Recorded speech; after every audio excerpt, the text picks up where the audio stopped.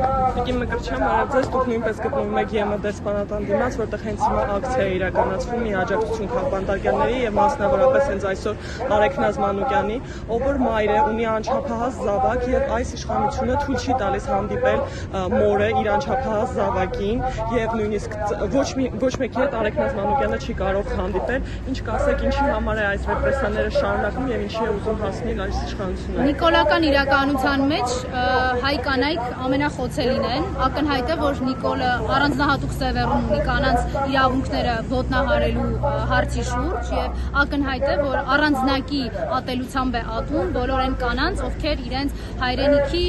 իրենց քաղաքացիական եւ քաղաքական իրավունքների իրացման համար ակտիվ գործողություններ են իրականացնում եւ այս 8 տարիները ամբողջությամբ ուղեկցվել են կին քաղաքական բանտարկյալների գոյությամբ։ Ես ցավով եմ ասում, բայց Արեգնազ Մանուկյանը առաջի կին քաղբանտարկյալը չէ եւ ցավալի է ու վերջինը չի լինելու, որովհետեւ նիկոլական բռնապետության հիմքերում հենց այդ քաղաքական հալածանքն ու հետապնդումն է, որովհետեւ եթե չկա այդ քաղաքական հետապնդումն ու հալածանքը, իր աթոռը մի վայրկյանում իր ոտքերի տակից ուղղակի փախչելու է։ Այս կառույցը, այն կառույցը, որը իբր իր ինստիտուցիոնալ հիմքն է համարում մարդու իրավունքները,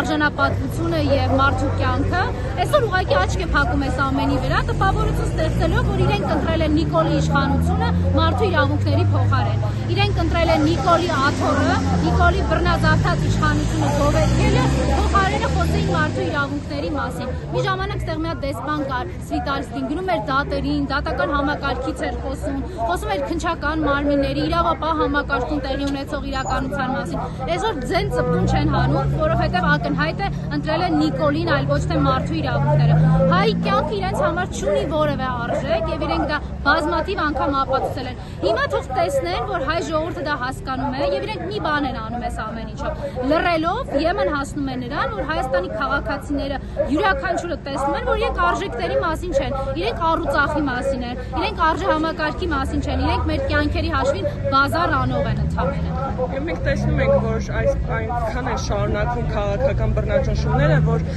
շարունակվում է եկեղեցու դեմ արշավը նույնպես եւ տեղի ունեցել ամենախայտառակ բանը Հայաստանի պատմության մեջ, երբ որ կաթողիկոսը Վեհափար հայրը եկել էր դատարան մեղադրյալի դիրքում եւ շուտով նորից լինելու է դատական նիստ, ինչ եք կարծում, ինչ է ուզում Փաշինյանը սրանով։ Փաշինյանը ուզում է, որպեսզի յուրաքանչյուր հայ այստեղ իրենց գա այնպես, ինչպես հայերը իրենց զգում են Բաքվի բանտում։ Իրենք Ալիևի հետ ունեն այդ պայմանավորվածությունը։ Ինքը այստեղի բանտապետն է, ինքը այստեղ պիտի հայերին խոշտանգի, այստեղ պիտի հայերին անտեր, հայերին անհայրենիք զգացողությունը պարգևի, այնտեղ էլ պիտի այդ նույն գործողությունները իրականացնեն Ալիևը խոշտանգելով ու սպանելով հայերին։ Իրենք նույնական եւ իդենտիկ վարքագիծ ունեն։ Նիկոլը եւ Ալիևը որևէ բանով իրարից չեն տարբերվում։ Ցավալի է, որ նաեւ իրենց երկուսի նկատմամբ էլ այսօր համարժեք հակազդեցություն չկա եւ փաստացի հայ ժողովուրդը պատանդ է այս երկուսի ձեռքում։ Այո, եւ նույն գերիները Բաքվի բանտում մենք տեսնում ենք հաջողակի ուղերձներ են հղում Դավիթ Մանուկյանը, Դավիթ Իշխանյանը եւ ասում են, որ Փաշինյանը պետք է ինչ-որ կերպ մեկնաբանի եւ լռություն մեր կառավարության կողմից։